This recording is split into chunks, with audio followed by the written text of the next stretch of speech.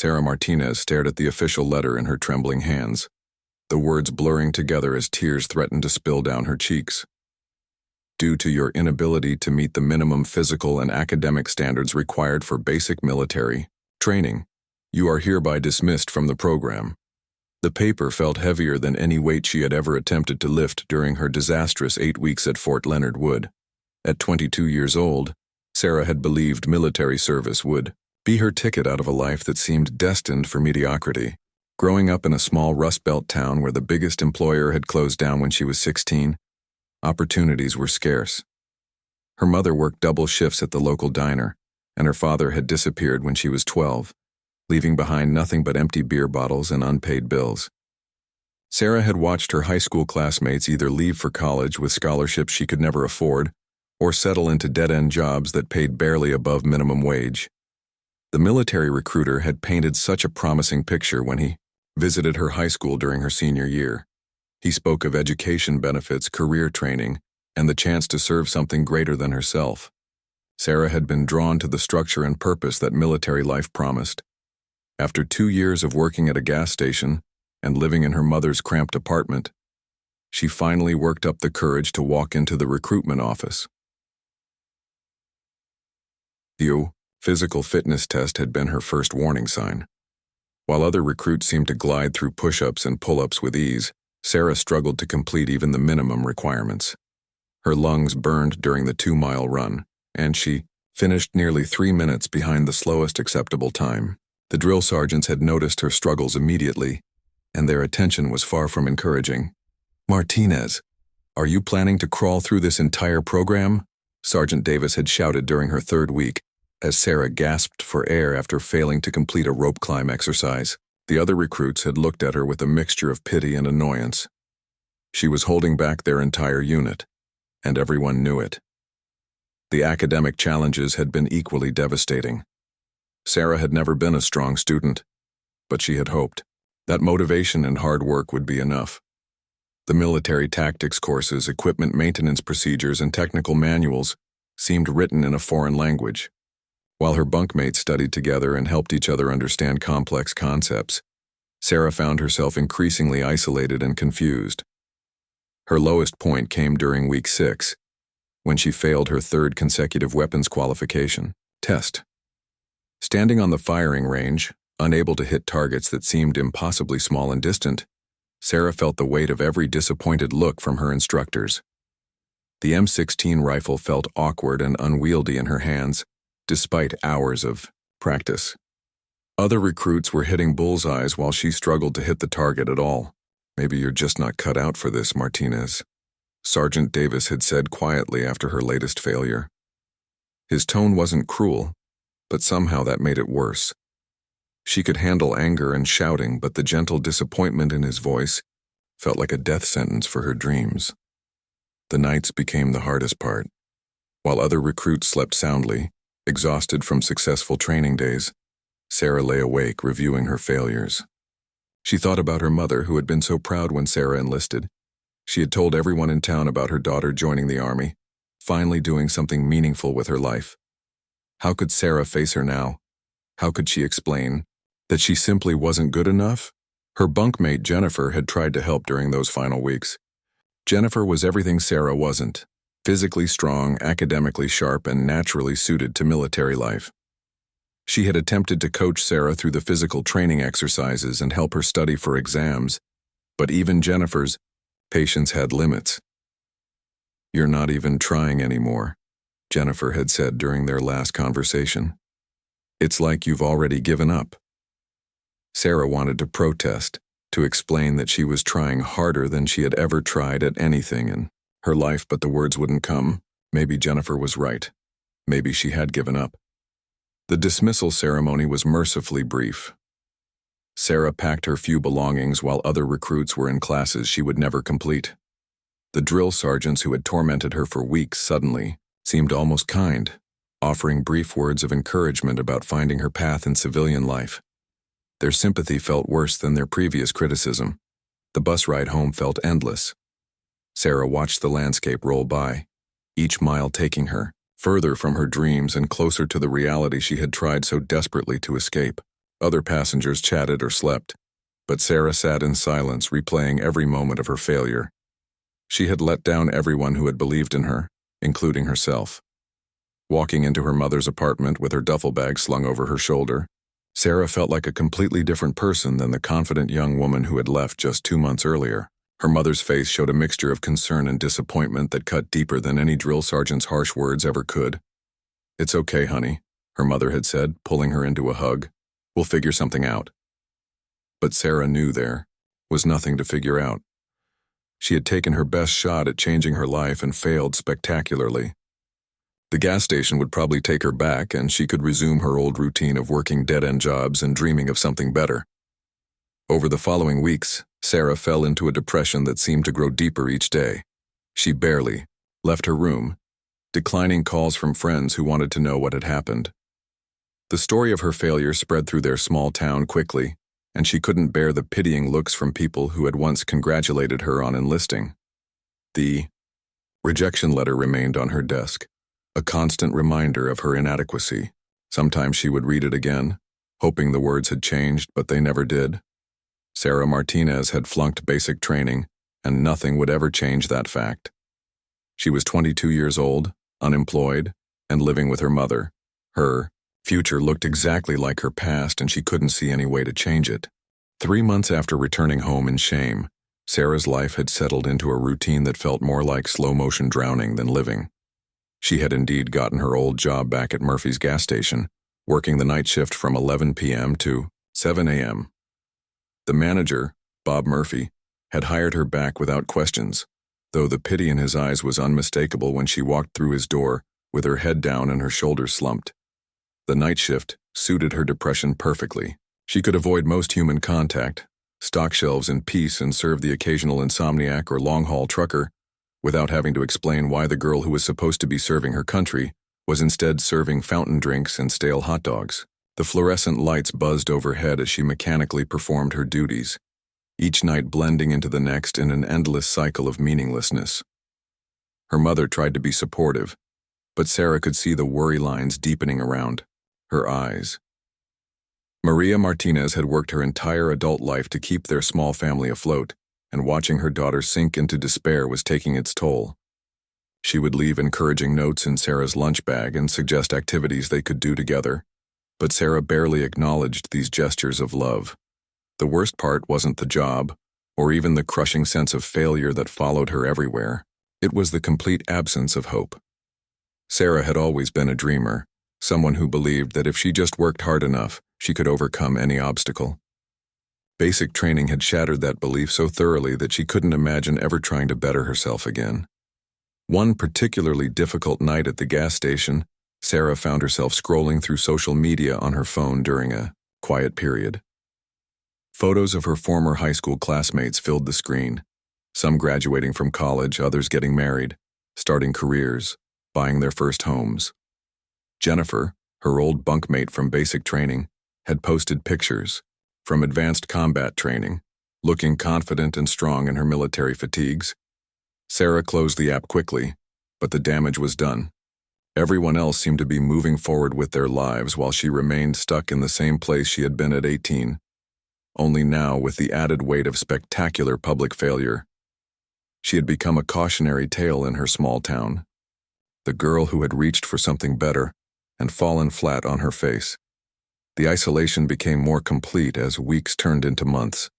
Her few friends from high school had either moved away or grown tired of her refusal to participate in social activities. She turned down invitations to movies, dinners, and even casual hangouts, claiming she was too tired from work or didn't have money to spare. The truth was that she couldn't bear to see the questions in their eyes or answer their well-meaning inquiries about her plans for the future. Sleep became her escape, but even that was troubled. Sarah would often dream about being back at Fort Leonard Wood, failing tests over and over again while drill sergeants shook their heads in disappointment. She would wake up in cold sweats, her heart racing as if she had been running the obstacle course that had defeated her so many times in real life. Her physical health began to deteriorate along with her mental state. The night shift schedule disrupted her eating patterns, and she found herself surviving on vending machine snacks and energy drinks. She stopped exercising entirely, something that would have been unthinkable during her military aspirations. The weight she had tried so hard to lose before enlisting began to return, adding another layer to her self-loathing. The financial pressure was constant and growing. Gas station wages barely covered her basic expenses, and she had no savings or prospects for improvement. Her student loan payments from her brief college attempts had resumed, and she watched her mother struggle to keep up with household bills on her diner wages. Sarah felt like a burden on everyone around her, contributing nothing of value to the world. One night in early November, during the darkest hours of her shift, Sarah found herself seriously contemplating just disappearing. Not anything drastic, but maybe just getting on a bus to some distant city where no one knew about her failures. She could start over somewhere else, though she knew deep down that she would carry her demons with her wherever she went. The gas station's security cameras recorded everything, and sometimes Sarah would look up at them and wonder what story they would tell about her life. Here was a young woman going through the motions of existence, performing mindless tasks while her spirit slowly died. She had become a ghost, haunting her own life, present in body but absent in every way that mattered.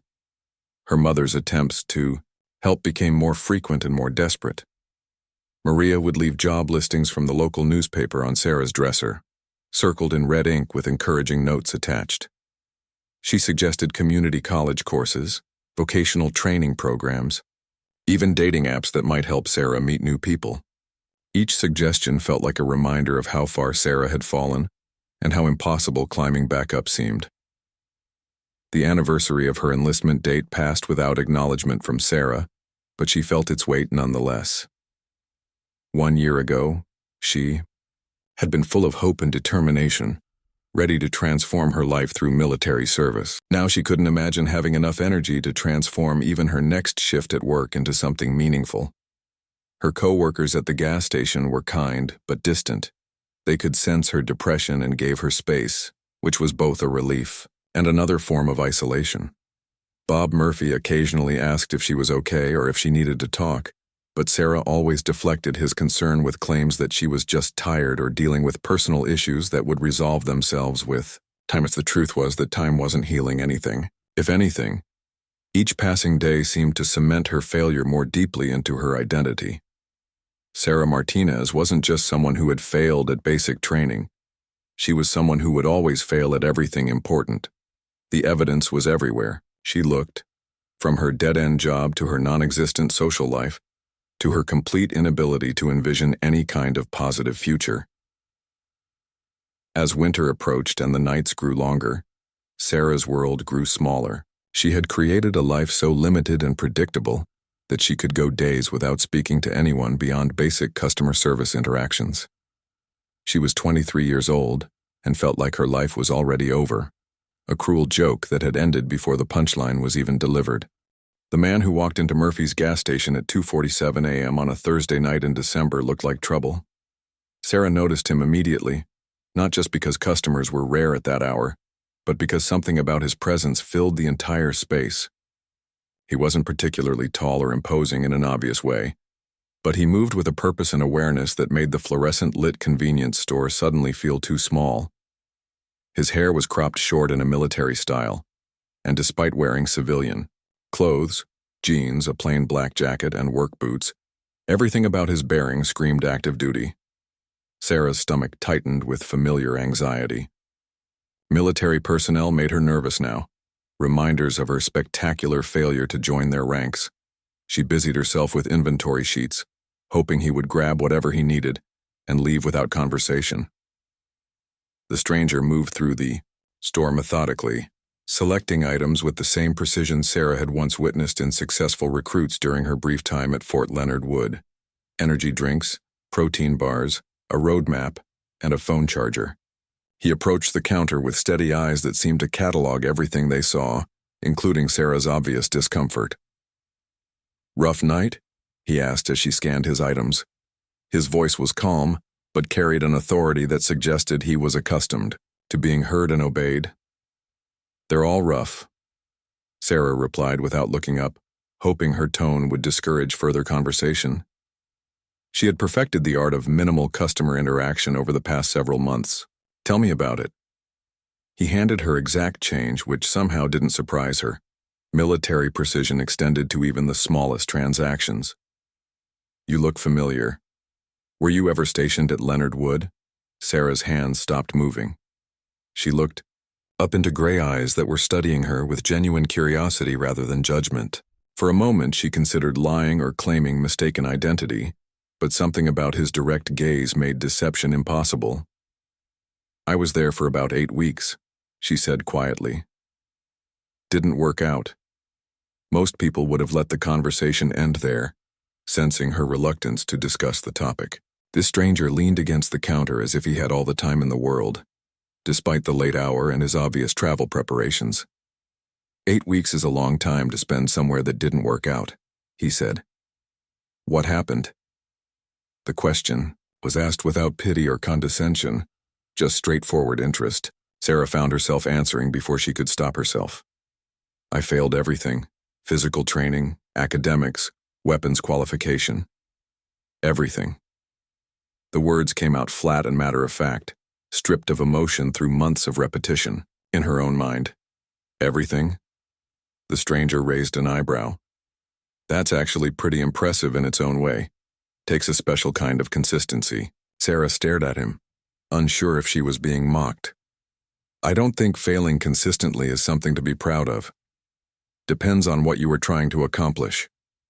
He pulled out his phone and showed her his screen.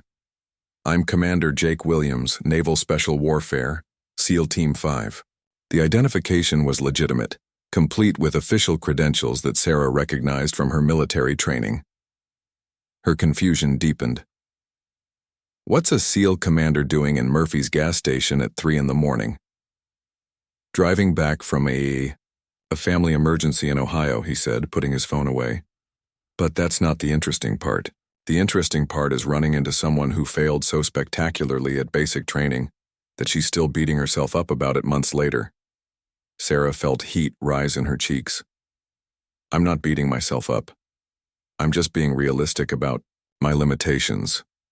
Commander Williams laughed, not mockingly but with genuine amusement. Realistic? You're working the graveyard shift at a gas station and telling me you failed at everything. That's not realistic. That's therapeutic self-destruction. The bluntness of his assessment caught Sarah off guard. She had expected either sympathy or dismissal, not clinical analysis of her mental state by a complete stranger. You don't know anything about me. I know you lasted 8 weeks in a program designed to break people down, he said. I know you're still young enough to start over but convinced yourself that one failure defines your entire future. And I know you're working alone at night because you don't want to face people who might ask questions about your plans. Each observation hit with uncomfortable accuracy. Sarah found herself gripping the edge of the counter, fighting the urge to walk away from this conversation entirely. So what if you're right? What difference does it make?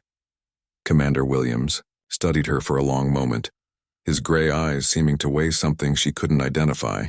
I've been doing this for 15 years, he said finally. Training the hardest men in the world to do impossible things under pressure. And you know what I've learned? The people who fail spectacularly at their first attempt often become the most valuable assets once they figure out what they're actually capable of. That sounds like motivational poster nonsense, Sarah replied, but her voice lacked conviction. Maybe, he admitted. Or maybe you've never been properly challenged. Basic training is designed for average people to achieve average results. Some people need something harder to discover what they're really made of. The statement hung in the air between them like a challenge Sarah wasn't sure she wanted to understand. What are you suggesting? I'm not suggesting anything yet, Commander Williams said. I'm just making an observation. You failed at becoming a standard soldier, but that doesn't mean you'd fail at everything military-related.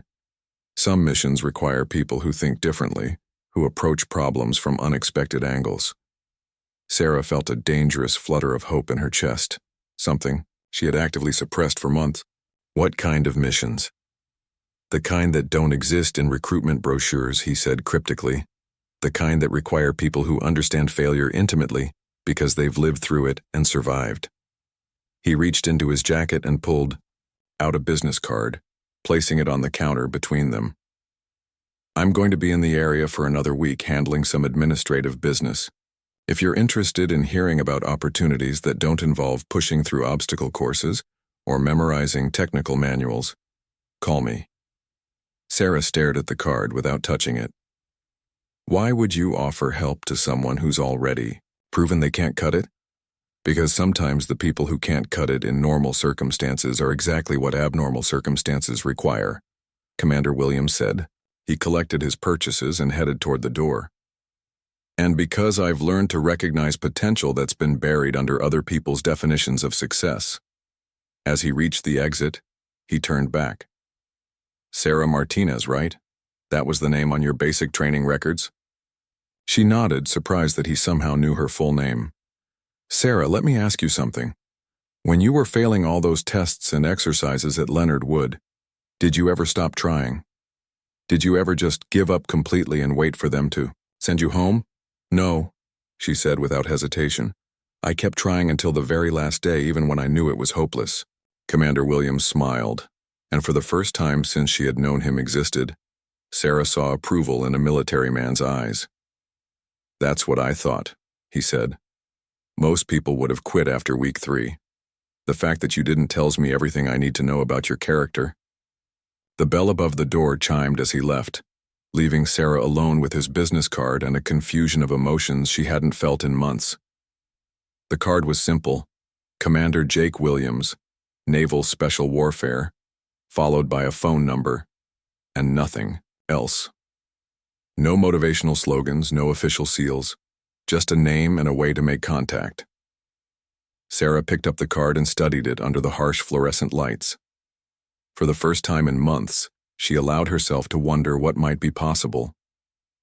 Sarah stared at Commander Williams's business card for 3 days before finding the courage to make the call. She had carried it in her pocket during every shift, pulled it out dozens of times, and rehearsed conversations that she never followed through with. The rational part of her mind insisted this was just another setup for disappointment, another chance to fail at something military-related and confirm her worthlessness once and for all. But something about the commander's words kept echoing in her thoughts. The idea that failure could be valuable, that her spectacular inability to succeed at basic training might actually mean something other than complete inadequacy, was too intriguing to ignore completely. She had nothing left to lose, which was either the perfect reason to take a risk or the worst possible foundation for making important decisions. On Sunday afternoon, during one of her rare moments of daylight consciousness, Sarah finally dialed the number. Commander Williams answered on the second ring as if he had been expecting her call.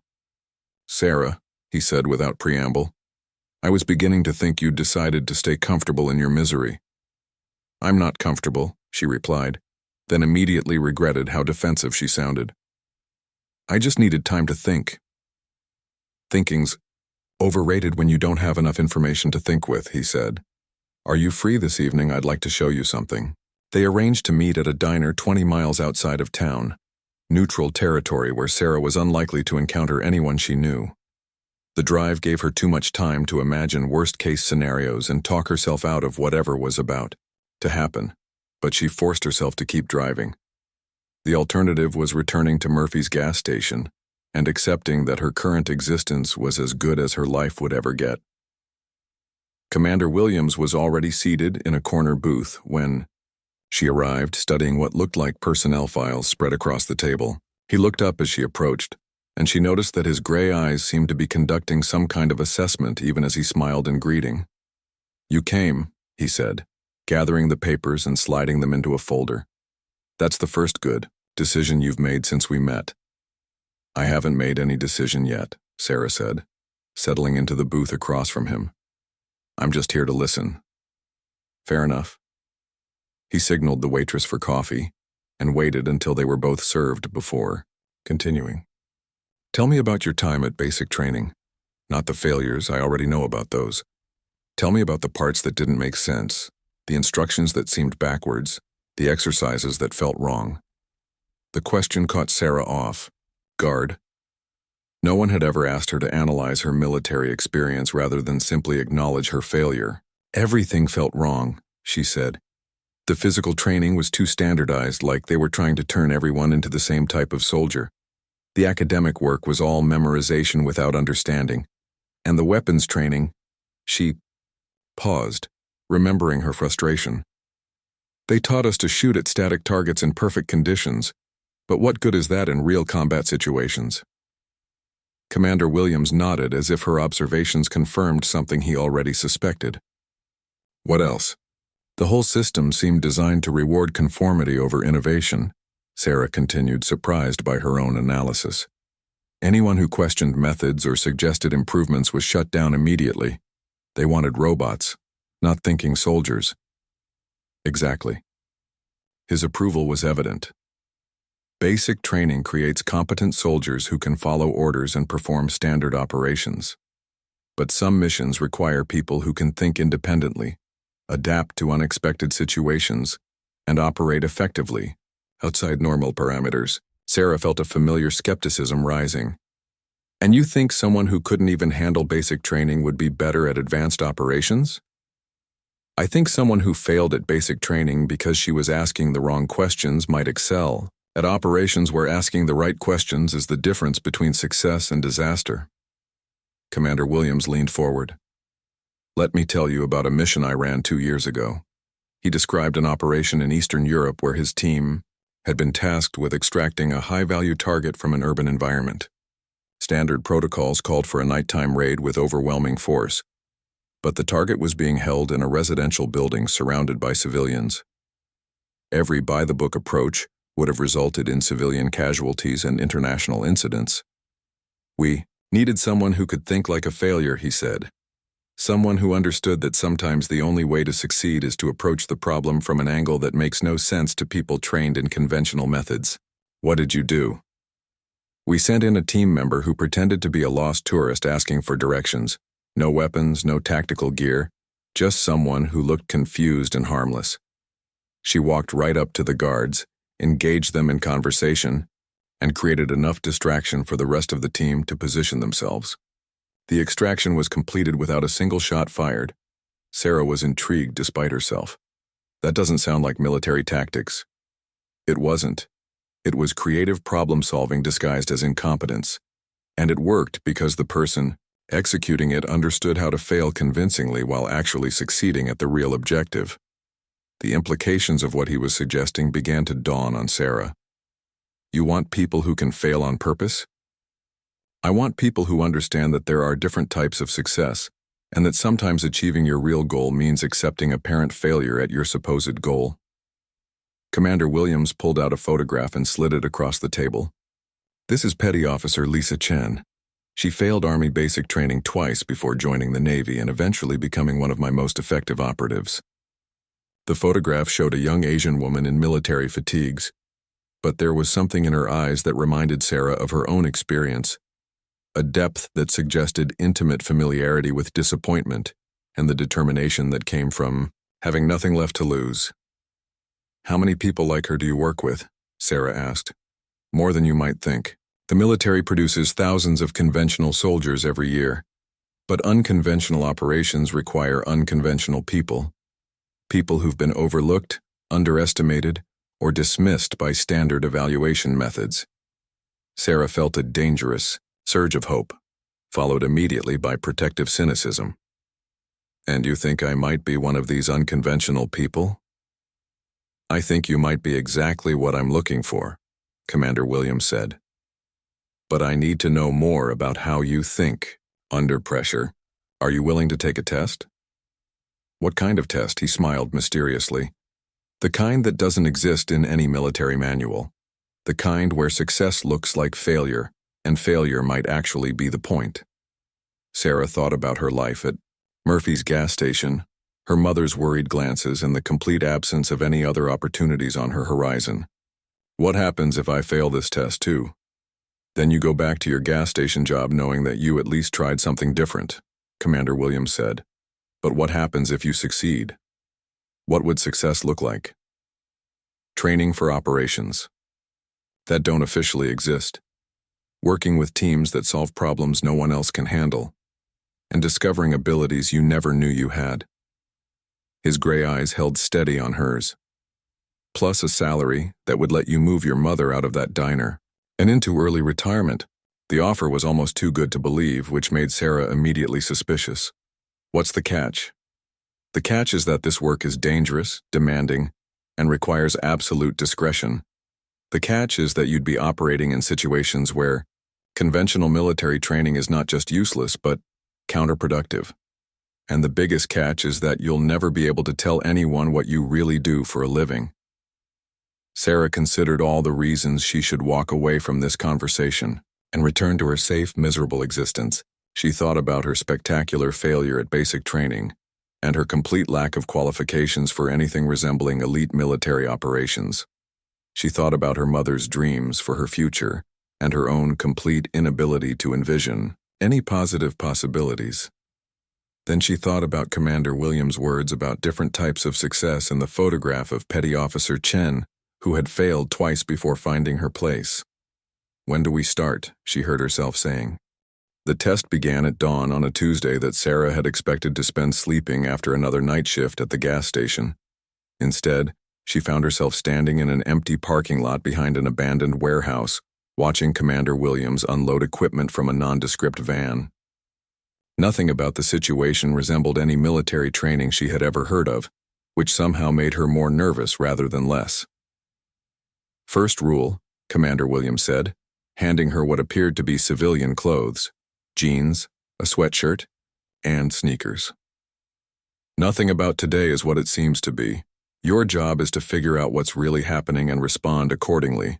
Sarah changed clothes behind the van, noting that everything fit perfectly despite the fact that she had never provided measurements. The commander's attention to detail was either reassuring or unsettling, depending on how she chose to interpret it. "What exactly am I supposed to do?" she asked, emerging from behind the van. "You're going to infiltrate a hostile organization, gather intelligence, and extract a high-value target," he said matter-of-factly. "Standard Tuesday morning stuff." Sarah stared at him. "I haven't had any training for that kind of operation. I don't even know what questions to ask, let alone how to answer them." "Perfect," Commander Williams said. "That's exactly the mindset I need. Someone who knows they don't know what they're doing is much more valuable than someone who thinks they know but actually doesn't." He led her to a building across the street that looked like a typical small-town office complex. 3 stories of beige brick and tinted windows, surrounded by a parking lot filled with ordinary-looking cars. Nothing about it suggested danger or military significance. "Your target is somewhere in that building," he said, handing her a photograph of a middle-aged man with graying hair and glasses. "His name is Dr. Robert Hayes, and he's being held against his will by people who want to use his expertise for illegal purposes. Your job is to locate him and get him out." Sarah studied the photograph, then looked back at the building. "How am I supposed to do that? I don't have weapons, equipment, or backup. I don't even have a plan." "You have something better than all of those," Commander Williams said. "You have the element of complete unpredictability. No one expects a failed basic training recruit to attempt a hostage extraction, which means they won't see you coming." The logic was insane enough to be almost convincing. Sarah felt the familiar mixture of excitement and terror that had characterized her decision to join the military in the first place. "What if I get caught?" "Then you'll learn something important about yourself under pressure," he said. "And I'll learn something important about whether you're suitable for this type of work." Sarah realized that refusing to attempt the mission would be just another form of failure, the safe kind that she had been choosing for months. "Any advice?" "Don't try to be someone you're not," Commander Williams said. "The people in that building are expecting either professional operatives or obvious threats. Be neither. Be confused, lost, maybe a little desperate. Be yourself." The suggestion stung more than it should have, but Sarah recognized the truth in it. She was confused, lost, and definitely desperate. Maybe those qualities could be assets instead of liabilities in the right circumstances. The building's lobby was clean and generic, with a reception desk staffed by a young woman who looked up with practiced professional courtesy as Sarah entered. A directory on the wall listed various businesses, accounting firms, insurance agencies, a dentist's office. Nothing that obviously required holding people against their will. "Can I help you?" the receptionist asked. Sarah made a split-second decision to embrace her natural awkwardness. "I'm really sorry to bother you, but I think I'm lost. I was supposed to meet someone here for a job interview, but I can't remember which floor or which company. I wrote it down, but I lost the paper, and now I'm completely confused." The receptionist's expression shifted from professional courtesy to genuine sympathy. "That happens more than you'd think. What kind of job was it for?" "Something with computers," Sarah said, which was technically true since most jobs involved computers somehow. "The guy who called me had kind of a nerdy voice, maybe older. I think his name was Robert or Richard or something like that." The receptionist said thoughtfully. "Dr. Hayes in IT consulting fits that description. 3rd floor, suite 312, but he doesn't usually do interviews himself." Sarah felt a surge of adrenaline. She had located her target through sheer luck and natural conversation. Maybe it was someone else then.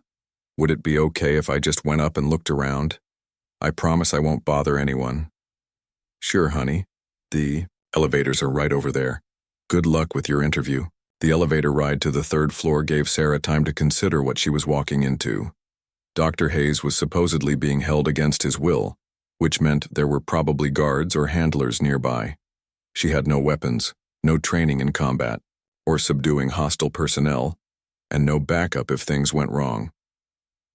On the other hand, she had successfully talked her way past building security by being genuinely herself, which suggested that Commander Williams might have been right about the value of unpredictability. Maybe her complete lack of qualifications was actually a qualification in itself.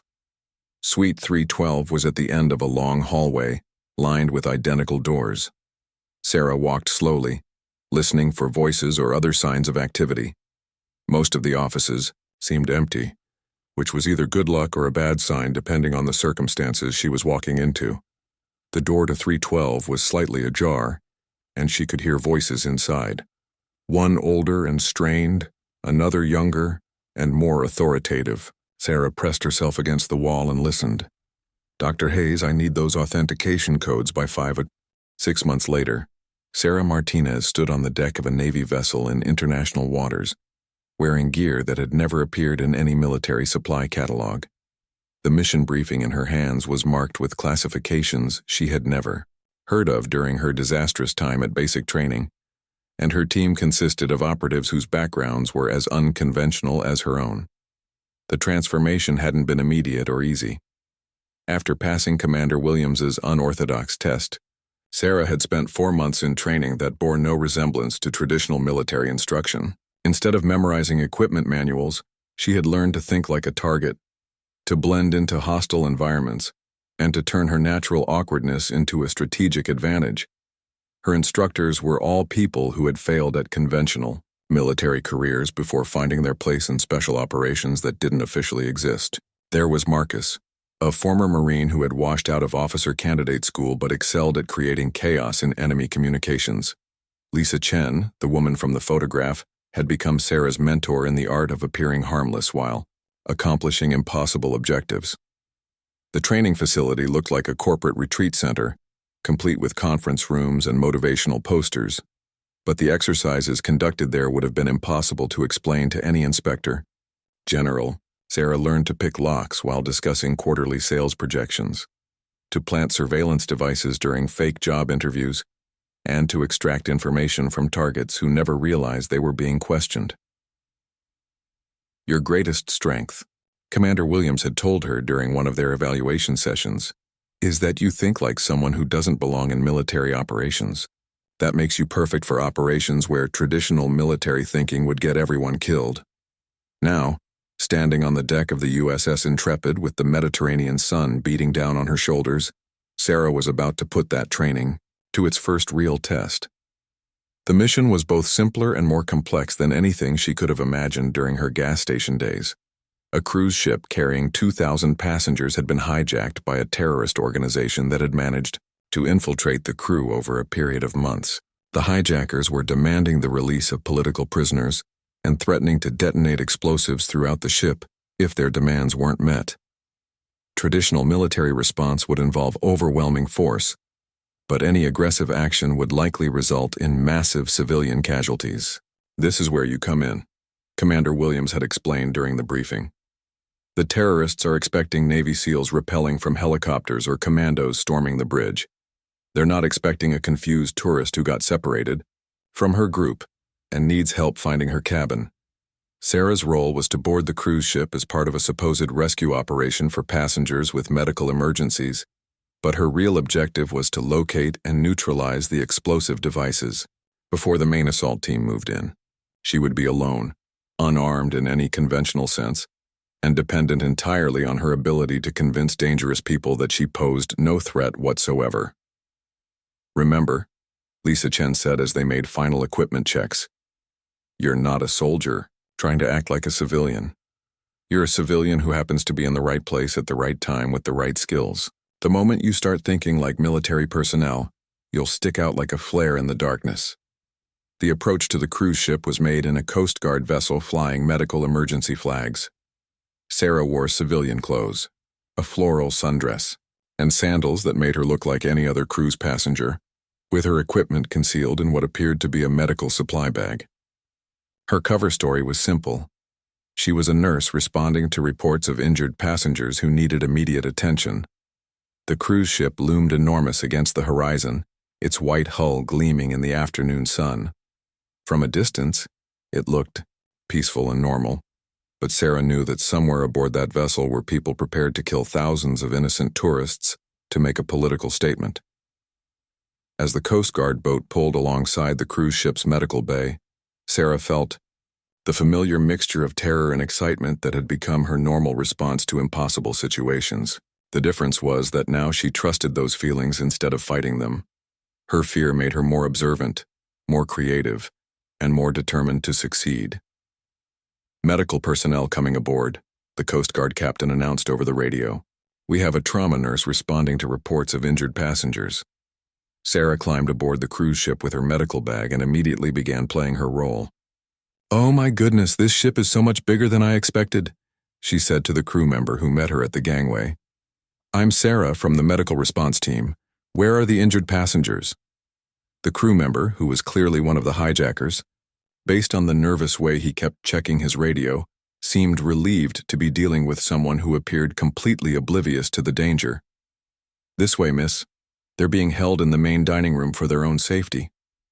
As he led her through the ship's corridors, Sarah cataloged everything she saw: emergency exits, security cameras, unusual equipment that might be explosives, and most importantly, the locations and behavior patterns of the hijackers who were trying to blend in with legitimate crew members. The dining room was filled with frightened passengers sitting at tables under the watch of men who were clearly armed, despite their efforts to conceal weapons. Sarah immediately shifted into her persona of a caring, but slightly overwhelmed medical professional. "Hi, everyone," she called out cheerfully. "I'm a nurse, and I'm here to help anyone who might be injured or need medical attention. Does anyone need immediate care?" Several passengers raised their hands, reporting various minor injuries and medical conditions. Sarah moved among them with her bag, providing genuine medical assistance while using her position to map the room and identify which crew members were actually terrorists. "Excuse me," she said to one of the fake crew members. "I need to set up a triage area for more serious cases. Is there somewhere private where I could examine patients who might need surgery?" The man consulted his radio and then nodded toward a service corridor. "There's a conference room on Deck 7 that's been cleared. You can use that." Perfect. Sarah had just convinced a terrorist to give her access to restricted areas of the ship by pretending she needed space to provide medical care. As she gathered several passengers who were complaining of chest pains and other serious symptoms, she began the real work of locating the explosives that threatened everyone aboard. Moving through the ship with her patients, Sarah identified 3 separate bomb locations within the first hour. Each device was hidden in a different area, one near the engine room, one in the main ballroom, and one close to the passenger cabins. The terrorists had positioned them to maximize casualties if detonated, but they had also made them accessible for someone who knew where to look. Her medical training, which had been part of her preparation for this mission, proved invaluable in more ways than one.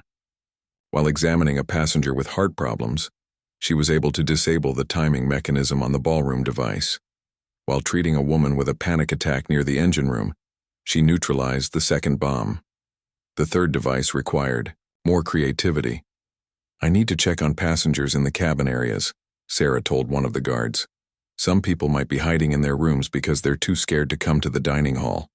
The terrorist seemed uncertain, but ultimately agreed, especially when Sarah offered to take along one of his colleagues as an escort. Having a hijacker accompany her actually made her job easier, because it reinforced her cover story and gave her access to areas that might have been restricted to medical personnel alone. In the cabin corridor, Sarah encountered an elderly passenger who was genuinely having difficulty breathing. While providing oxygen and comfort to the woman, she spotted the third explosive device hidden behind a decorative panel. Her escort was focused on radio communications with his colleagues, giving Sarah the opportunity to disable the device while apparently adjusting her patient's IV line. 3 hours after boarding the cruise ship, Sarah had successfully neutralized all the explosive devices and provided detailed intelligence about the hijackers' positions and capabilities to Commander Williams' team. The final assault, when it came, was swift and decisive. With the threat of mass casualties eliminated, the Navy SEALs could move aggressively without fear of triggering explosions that would kill innocent people.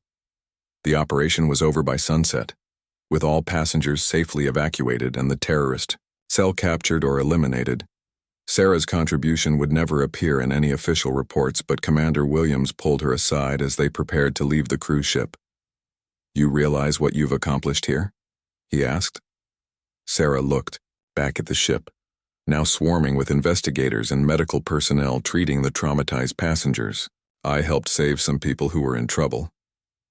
"You prevented one of the worst terrorist attacks in maritime history," Commander Williams said. "You did it alone, unarmed, using nothing but your ability to convince dangerous people that you were exactly what you appeared to be." As they transferred back to the Navy vessel, Sarah reflected on the journey that had brought her from the gas station to this moment. She had failed spectacularly at becoming a conventional soldier, but that failure had led her to discover abilities she never knew she possessed. Her awkwardness had become an asset, her confusion had become cover, and her determination to keep trying despite repeated failures had become the foundation of success in impossible situations.